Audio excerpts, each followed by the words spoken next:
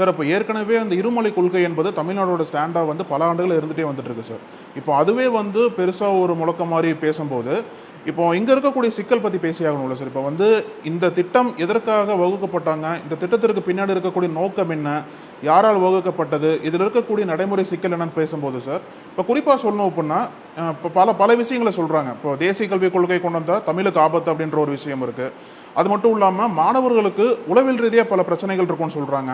இந்த மாதிரி பல பிரச்சனைகள் பற்றி பேசும்போது உங்களோட பார்வையில் இந்த ஒரு பிரச்சனை காரணமாக தான் இந்த ஒரு திட்டம் என்பது கொண்டு வந்திருக்காங்கன்னு சொன்னால் என்ன பிரச்சனையை சொல்வீங்க சார்? தேசிய கல்விக் கொள்கை 2020 என்பது ஒரு மொழிக்கு ஆபத்து இல்லை, இந்தியா என்ற தத்துவத்திற்கு ஆபத்து.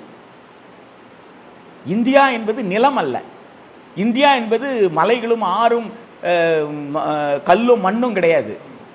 இந்தியா என்பது ஒரு தத்துவம்.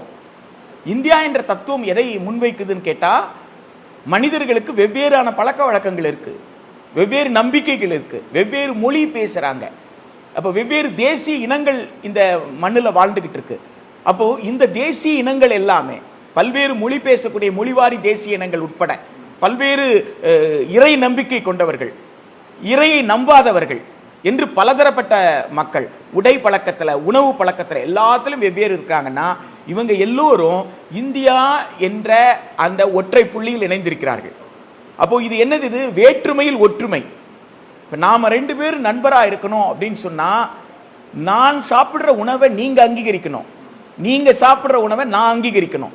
உங்க உணவு பழக்கத்தை நீங்க பின்பற்றிக்கலாம், என் உணவத்தை நான் பின்பற்றிக்கலாம், 2 பேர் உணவும் சமம்தான் அப்படின்னு நீங்களும் ஏத்துக்கணும், நானும் ஏத்துக்கிட்டாதான் நம்ம 2 பேரும் நண்பர்களா இருக்க முடியும். நம்ம 2 பேரும் பக்கத்தில் உட்காந்து அவங்கவுங்க உணவை சாப்பிட்டுக்கலாம், இல்ல 2 பேரும் பகிர்ந்து கூட சாப்பிட்டுக்கலாம்.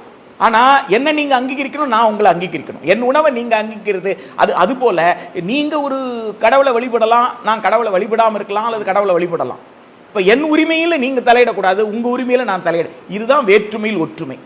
அப்போ வேற்றுமை இருக்கிறதுன்னு அங்கீகரித்து வேறு வேறு ஆனவர்கள் தான் நாம அப்படின்னு அங்கீகரித்து, வேறு வேறு ஆனவர்களாக இருந்தாலும் நாம் எல்லாம் ஒன்று.